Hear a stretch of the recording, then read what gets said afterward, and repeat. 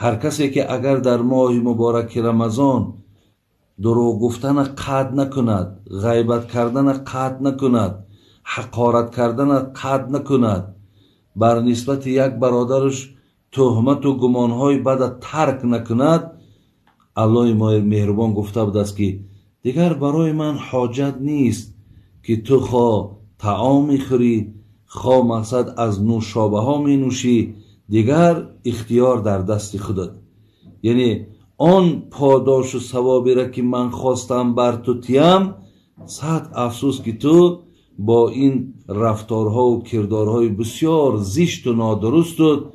تو مقصد آن ثوابها را و آن اجرها را از دست دادی. حتی حدیثی هم داریم که الصوم جنتون ما لم یخرقها، روزه سپر است مادامی که شما این سپر نشکنید. یعنی معنیش این است که شکستنش همین راه نادرست در ماه رمضان انتخاب کردن و در این ماه رمضان دروغ گفتن، در این ماه رمضان بیرحمی و بی انصافی کردن، این شایسته آدمی روزدار نیست. برادران عزیز، از این لحاظ بین شرط ها را هم در داخل حدیث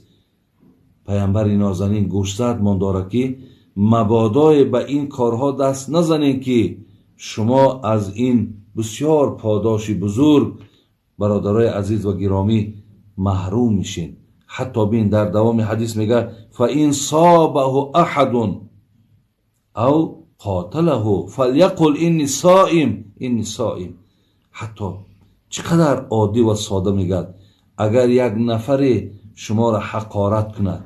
حتی شما را اراده کشتن داشته باشد، شما در عوضش برادر عزیز میگه هیچگاه حقارت نکنین، بلکه جواب تو بر او آدم این باشد اینی صائم، من روزدار هستم. برادران عزیز و گرامی، انشاءالله فکر میکنم که این سخنهایی را که از حدیث قدسی برای شما بیان دارم انشاءالله شما را درک میکنین و در این ماه مبارک رمضان هیچگاه مقصد به این به اهمیتی راه